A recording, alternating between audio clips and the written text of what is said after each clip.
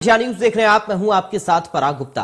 देश के सबसे बड़े राज्य यानी कि उत्तर प्रदेश में लोकतंत्र के सबसे बड़े पर्व का श्री गणेश हो गया है।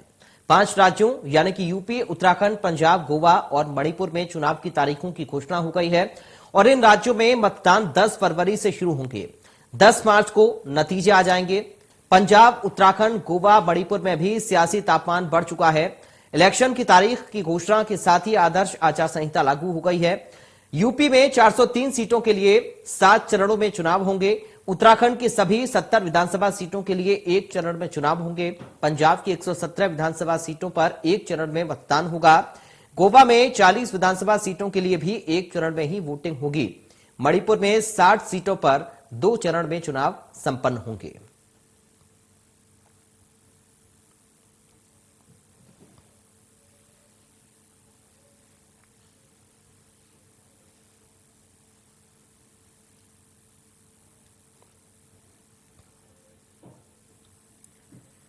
तो इलेक्शन कमीशन ने प्रेस कॉन्फ्रेंस करके चुनाव की तारीखों का ऐलान कर दिया है। 7 चरणों में चुनावों को संपन्न किया जाएगा।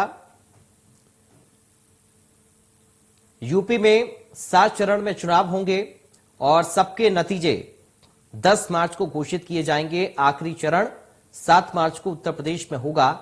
तो ये ऐलान हो चुका है चुनाव की तारीखों का और तारीखों के ऐलान के साथ ही आदर्श आचार संहिता भी लागू हो चुकी है। कई सारे प्रतिबंध अब लग चुके हैं और कोविड को देखते हुए कई सारे नियम भी बनाए गए हैं और कड़ाई से उन नियमों का पालन करना भी बहुत ज्यादा जरूरी होगा। अब सभी पार्टियां रैलियां नहीं कर पाएंगी। वर्चुअल तरीके से टीवी के माध्यम से, अखबार के माध्यम से प्रचार प्रसार होगा। ये इलेक्शन कमीशन की ओर से कहा गया है। कोरोना को देखते हुए ये कड़ा फैसला इलेक्शन कमीशन ने लिया है। अब सभी पार्टी अपनी अपनी जीत का दावा कर रही हैं। उत्तर प्रदेश में सरगर्मियां काफी ज्यादा गर्म हो गई हैं। चुनाव की तारीखों के ऐलान के साथ ही पूरी तरह से एक्टिव सभी पार्टियां एक्शन मोड में पूरी तरह से अब नजर आ रही हैं।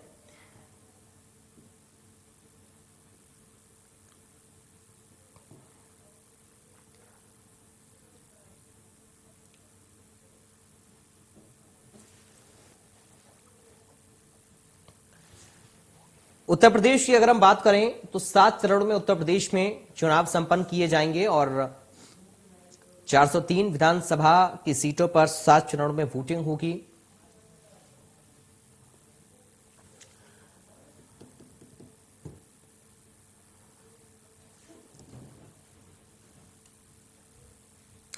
और उत्तर प्रदेश में विधानसभा चुनाव 2022 की अधिसूचना जारी होते ही जिला प्रशासन सक्रिय हो गया है।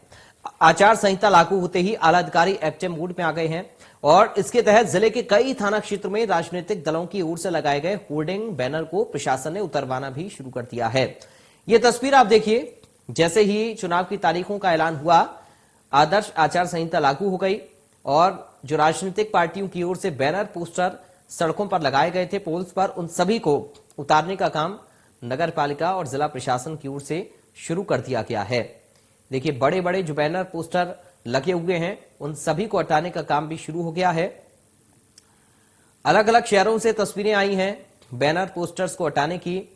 प्रचार के लिए जो बैनर पोस्टर राजनीतिक दलों की ओर से लगाए गए थे उन सभी को हटाने का काम प्रशासनिक स्तर पर किया गया। ये देखिए, बैनर पोस्टर जो लगे हुए हैं पॉलिटिकल पार्टीज के, उन सभी को आचार संहिता लागू होने के बाद उतारा जा रहा है। इन सभी पोस्टर्स को हटाया जा रहा है। बड़े बड़े बैनर, होर्डिंग जो सड़कों पर लगे हुए हैं उन सभी को आज उतारने का काम किया गया।